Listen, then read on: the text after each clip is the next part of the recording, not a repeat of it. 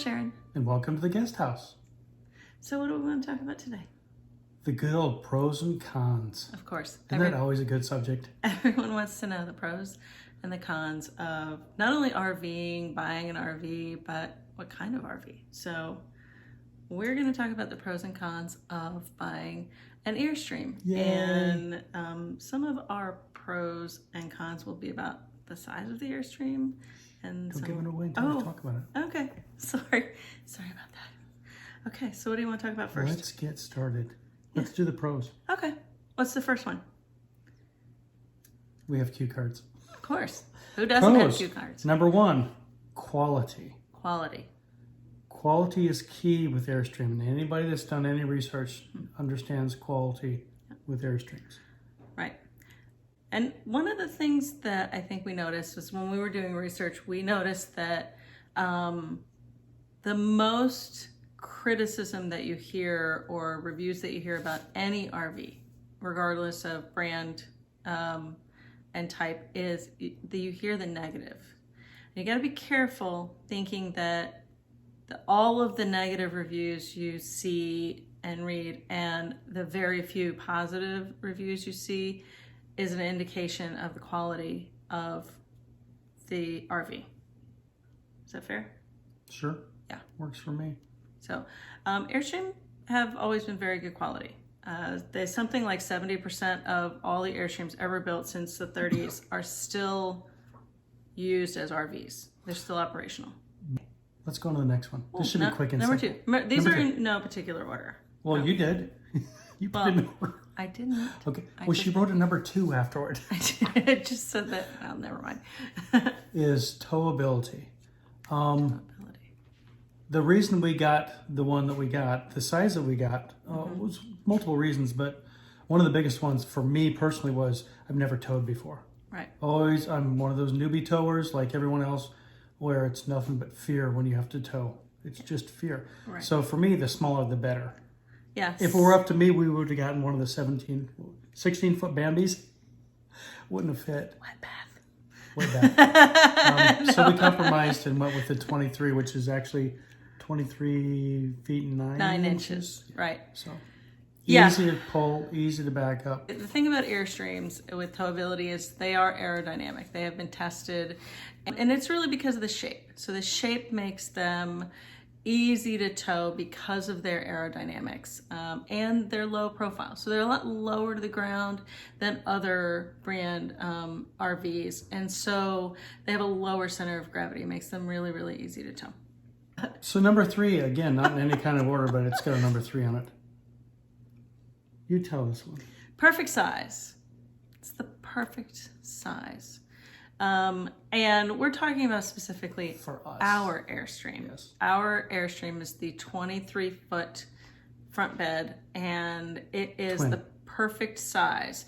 When you walk into it, the twin beds make it look nice and long. The twin beds also make great like lounging sofas during the day. The bathroom is like an entire portion of the back. So the bathroom is huge. It's got its own wing. The bathroom is huge on this little 23-foot trailer. We don't do a lot inside the trailer when the weather is nice. We eat outside, we cook outside, we hang out outside. So for us, we didn't necessarily need this big, ginormous house on wheels. So this works for us. Less size, less clean.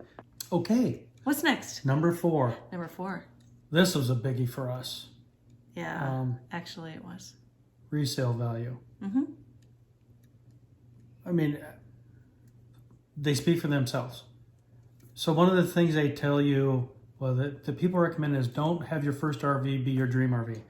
Well, I throw up the BS flag on that, quite personally. Well, I think what we said was, why not?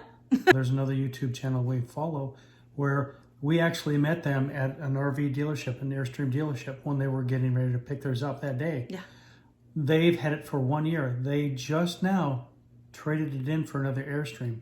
And they were able to make all their money back on the Airstream after having it for 1 year. Mm-hmm. And it helps like what we did. Where and they we traded it in. That like speaks a lot. It was traded. So it's all about negotiation when you buy it in the first place to help retain that resale value. So negotiate the right deal. That's really important. It's your deal, it's your money. You negotiate the right deal. That will help with your resale value. Second thing, make sure that you look to see what the resale value is. If you were to sell your trailer or RV, say 2 years from now, look at 2-year-old trailers to see what they're selling for. Then you'll know what your resale value is going to be. Should you decide Sure. that this isn't your dream RV and you need to get something else. She wrote this, not me, because the guy wouldn't say this, but I'll say it. It's just so damn cute. It's so cute. It is. I mean, seriously. Y'all have seen Airstreams. They're really, really cute. And ours, because it's 23, it's just adorable. It is. Like, it is the cutest thing. We parked, when we were at Cape Hatteras, we were parked next to these huge RVs, these huge fifth wheels.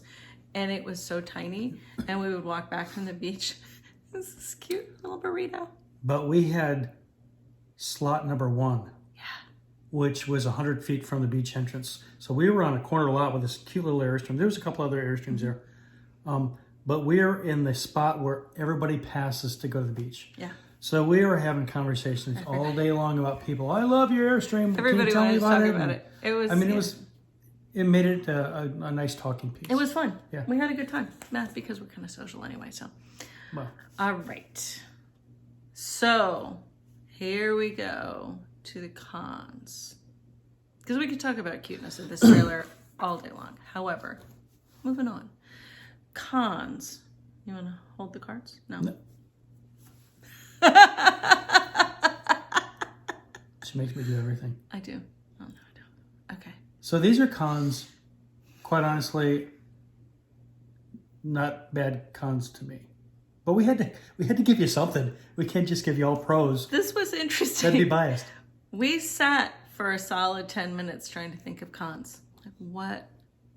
All these are made up, not in any particular order. So some of these cons may not be cons for us, but we'll explain why. Yeah. So what is the first one? No, you tell me. Is storage. Oh, okay. So people complain about the storage in Airstreams all the time. We have no issue with storage. We have a 23-foot trailer. We have 6 lockers, 2 closets, 3 outside compartments. And a partridge in a pear tree. And a pickup truck bed.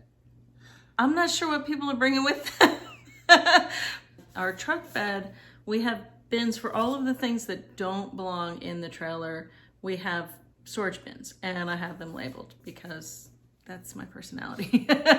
What is supposed to go in the bin? So all of the outdoor stuff for picnicking and cooking, all of the, for the grill and things like that. We have all of the water, fresh water in one, sewer in another, electric in another, and tools. So I think we even have a booze bin. We definitely have a booze bin because you need a booze bin. Sorry. No, it's okay. And then, I forgot there are 6 pull down bins underneath the beds. Oh my God. Honestly, I cannot see a day where we're filling this all up. Never. Unless we're taking the longest trip and we're trying to stock up on, non-perishable groceries, and we need to bring larger wardrobes. That really is about it. So what's number 2? Number 2, skin damage. We're not talking when you're out about. in the sun a lot. It's not what we're talking about. Skin damage. So one of the things that we see the most as far as sad events is when somebody backs into something and creates a dent. When a tree falls, when you scratch it. We've seen people post where they've literally driven through a campground or Harvest Host or something, and a tree branch just scratches, and it scratches the clear coat off, or it scratches a dent into the trailer. Airstreams are really, really expensive to fix if you can't pull the dent out. So you're always very, very careful about what's around you when you're parking. You want to make sure that there aren't any tree limbs above you that look like they might be dead, and things like that. So Okay, number 3. Number 3. I'll take this one. Okay. No slides. No slides. To us, that is not an issue. To some people, it might be. Airstreams, obviously, I think 1 year they may have tried to put a slide in. Or a few years. Something, but yeah. it just didn't work. But again, with a slide, implies that you're having more room. And we just don't have an issue with room. Mm-mm. It would be a different story if maybe we were full-time living in it and we just needed the space with, a bunch of kids, a bunch of family. Yeah. But for the two of us, and sometimes with my daughter, there's no need to have a big old bump out. And besides, there's a con to that also, that they leak and when they get stuck.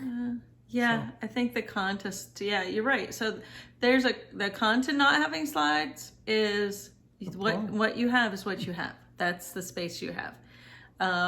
And you can't expand the space at all.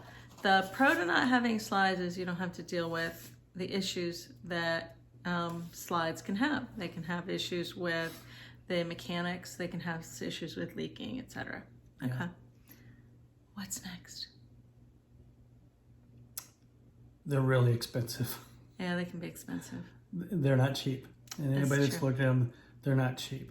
No. However, you get what you pay for. It's true. So it gets back into the first pro of resale value. Mm-hmm. And how I said there's a con to that. The con is because they're very expensive, but they retain their value. They do. Oh, we're at the very last con. Yes, we're almost done. Keeping it shiny. So what is what was your story with that? Well, with an Airstream, you're kind of obligated to keep it clean and keep it shiny. Why? Because that's the way it comes from the factory, all nice and shiny and new and polished. I will say this though. I've gone out and looked at it in the driveway and thought, wow, it looks really clean. And then I can rub my finger on it and it's like, it's super dirty. Or you look close up and you can see that it's just super dirty. I do think that this is sort of a pro and a con. So first of all, you kind of feel like you want to keep it really shiny because it just looks so nice. Yeah. And so you want to keep it clean. But after you've driven it all day and then you park it in your campground and you've, kicked up a bunch of dust onto it and road dirt and stuff, it still looks really good. The silver, the silver aluminum color just does not show dirt all that easily versus say a white camper. And even though this is a con for any RV, it's really a necessity. To keep it clean. And I'll give you a good example of when we went to Camp Hatteras. We were right on the beach. And you don't realize, but when you get home and you start opening and closing the awnings and stuff, and you can hear the little sand crinkling around in there and the salt. You got to keep them clean, especially if you're going to any area that has sand and salt. Yeah. That's the worst thing for steel, any kind of metal. Yeah. When we got back from Hatteras, we hosed it off really well and then we washed it, but we especially also hosed off all the awnings, all the undercarriage, regular maintenance. Everybody should be doing that. So we want to hear what you guys we do. Oh yeah, we do. Always. Okay, see ya. I guess we're done. Well, I don't know. So tell us what you think. What are your pros and cons if you have an RV, and if you're thinking about an RV, what are your reservations? What are you looking for, and what are you thinking about? Put it down in the comments below, and maybe we'll grab comments from all of our videos and do a video just on comments. That'd be fun. So exciting. So now what? Are you gonna mow the lawn? I gotta go mow. It's 100 degrees outside. Really hot outside. You gotta mow the lawn. Yeah. So. Okay. All right. Well, hey. Isn't this where you do the thumbs up? Oh, yeah. All right. So, Rookie. If you haven't already, go ahead and subscribe and give us a thumbs up because I know you like this video. It was super fun. And hit the bell because when you hit the bell, you get reminded that we just posted a new video. Yep. So. And as usual, thanks for being our guest. Yeah, thanks. See you guys. See ya.